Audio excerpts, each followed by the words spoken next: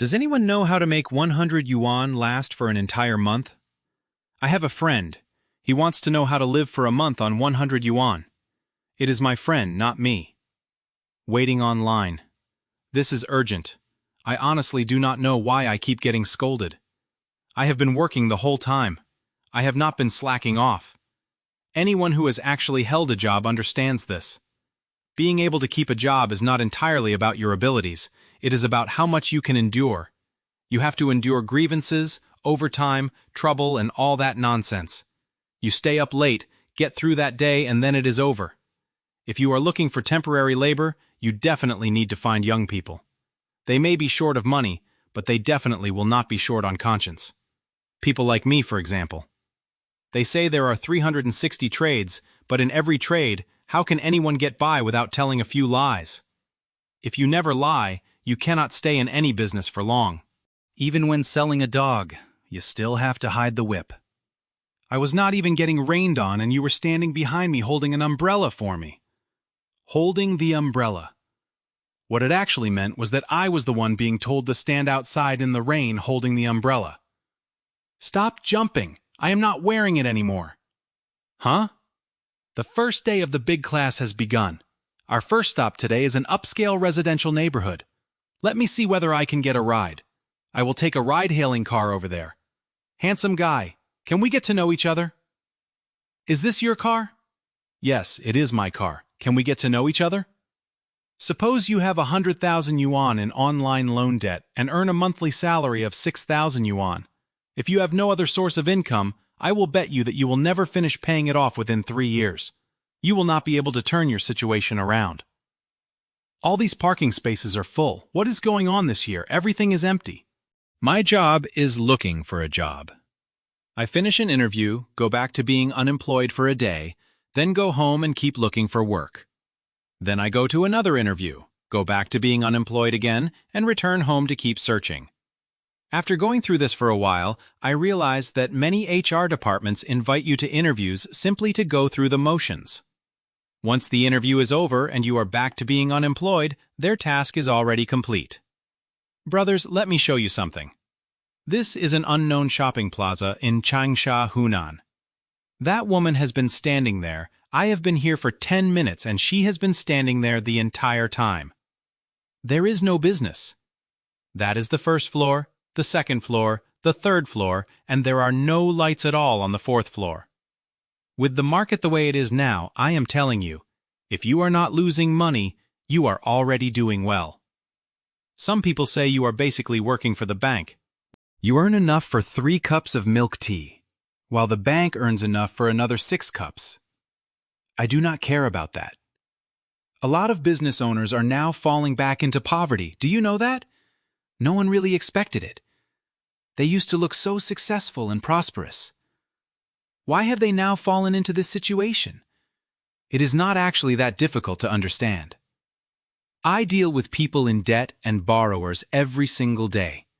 This is not just one industry falling back into poverty. People in every line of work are being dragged backward. Every industry is facing the same pressure.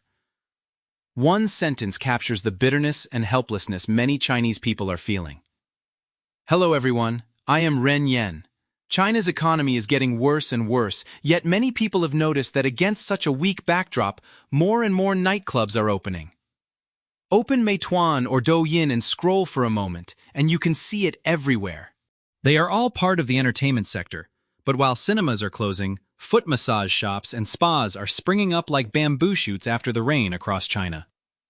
Hello everyone, I am number 66. Hello everyone, I am number 44. Hello everyone, I am number 18.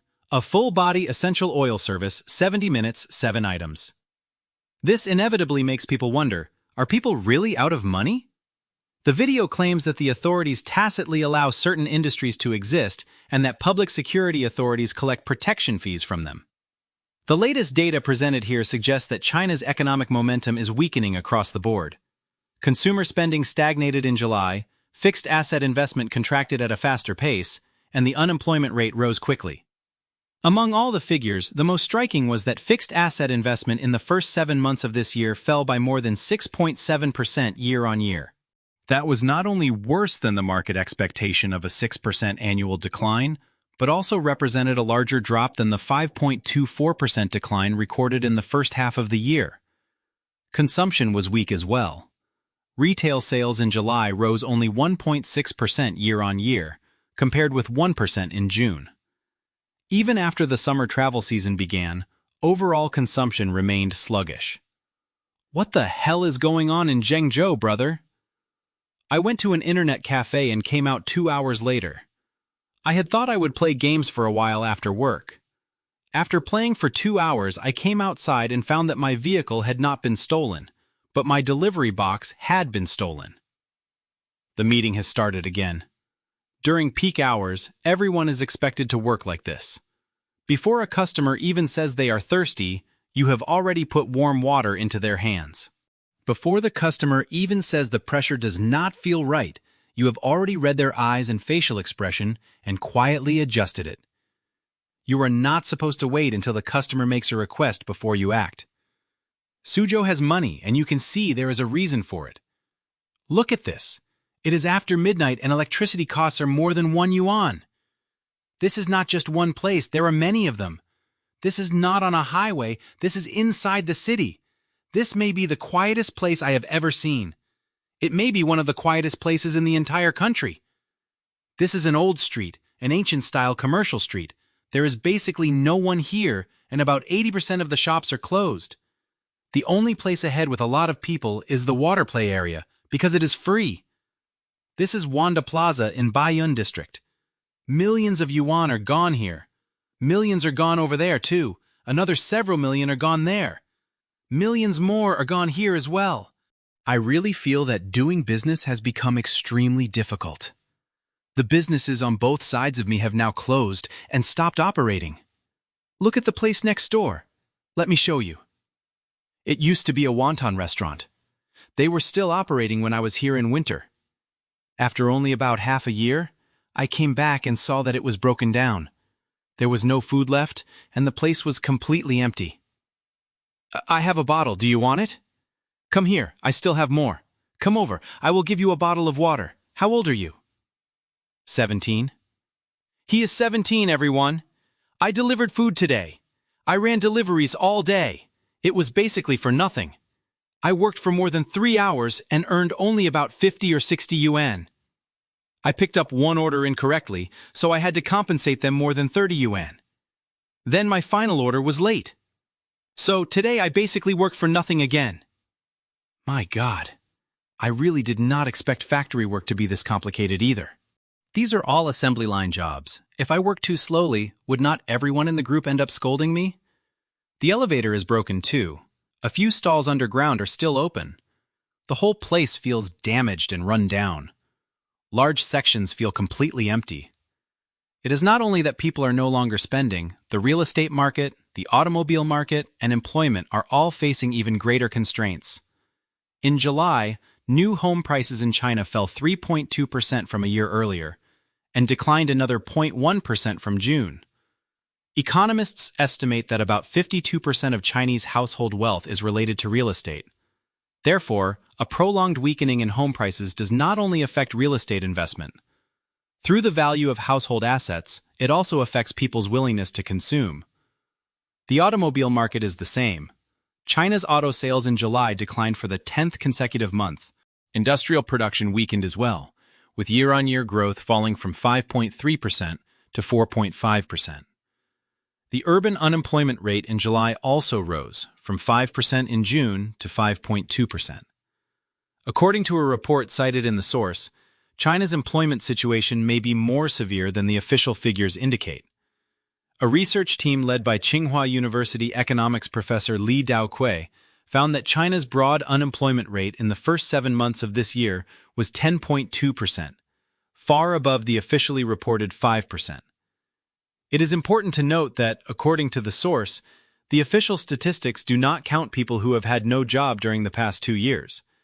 Even so, the results also showed that among roughly 24 million long-term unemployed people, more than half were between the ages of 16 and 24.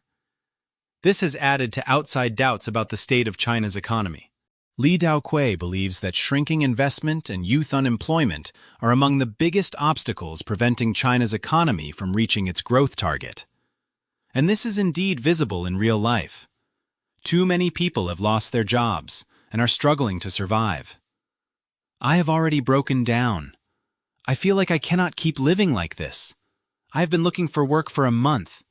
Either they say I am too old, or there is some other barrier. It is really too difficult to find a job. I was just fired by my company. To put it bluntly, I've followed this boss for so many years. I started from zero with him and built things up little by little. I never expected it to end like this. All I feel now is rejection and disdain. I feel as though all those years of my life were wasted. It has almost been another hour. Every order is only 6 yuan. The market has been bad this year. They are all 6 yuan orders. Compared with domestic demand, exports appear on the surface to be the stronger side of China's economy. But growing dependence on exports is also creating new risks. The United States has already announced new tariffs on Chinese goods, while the European Union is also considering tougher measures to reduce its trade deficit with China. Mike Froman, president of the U.S. Council on Foreign Relations, wrote in Foreign Affairs that complaints from abroad about China's excess production capacity have never stopped in recent years, but Beijing has largely ignored them. Now, however, the problem has developed into a new and more dangerous situation. The world has been absorbing China's excess capacity, and that ability is approaching its limit. Once that limit is exceeded, the consequence could be a global economic crisis. So the issue is no longer only about political backlash. It is also a mathematical problem involving an imbalance of scale and total volume. Put simply, because the scale of Beijing's economy is so large, the current economic model is difficult for the rest of the world to absorb. If China's export engine loses momentum, the people who will suffer most will be ordinary Chinese citizens. Yet Beijing's authorities still appear unwilling to change course. More importantly, the state-led financial system in Beijing directs enormous amounts of credit toward priority industries. This allows companies to expand without having to focus on profitability and returns on investment in the same way as their international competitors. The result is a self-destructive form of price competition. Companies push prices below cost and accept very low or even negative profit margins simply to win a larger market share. This is also why China has seen increasingly intense involution, or cutthroat internal competition, leaving large numbers of ordinary people trapped in difficulty. One mainland Chinese middle-class worker said frankly that he once worked for a company where his salary reached 35,000 yuan a month. Later, it was cut to less than half, while overtime became the norm. He was constantly scheduled to meet clients. In a 2-week period, he was required to provide training to more than 100 clients. Now it is even more extreme. His round-trip commute by car takes 3 hours. He works overtime almost every day, leaves home at 7 in the morning, and often cannot get back until after 10 at night. Daily reports, weekly reports, monthly reports, and quarterly reports never stop. Yet he is still criticized by his managers every day. At the same time, his monthly salary keeps being reduced. That feeling is almost impossible to describe. Reality hit me hard. I am 38 years old and have a master's degree from a Project 985 university. My family expenses are more than 20,000 yuan every month, and today's job market has hit me hard. It is really too difficult. I started delivering at 9:30 in the morning and worked until 2 in the afternoon. 4.5 hours, everyone, and I earned only 90 yuan. I accepted nothing but long-distance orders. The pay per order is so low that it is almost unbearable to look at. Some orders on the platform pay only 3 or 4 yuan. Tell me, how are we supposed to keep doing this? Maybe the meaning of earning money, for me, is that I no longer want to have to make breakfast for myself, and I do not want to have to make dinner either. I do not want to stay in those hotels with no windows. I want to have more choices. As the economy remains weak and competition for jobs becomes increasingly fierce, extremely low actual wages of only 6 to 9 yuan per hour have appeared in many parts of China. According to the source, this is far below the officially prescribed legal minimum of 17 to 27 yuan per hour. This further reflects an oversupply of labor at the lower end of the job market and the difficulties ordinary people face simply trying to survive. In fact, this model does not only seriously hurt Chinese people, it is gradually affecting the international community as well. But even if a crisis made in China eventually emerges, the source argues that Beijing's authorities will not be the ones cleaning up the aftermath.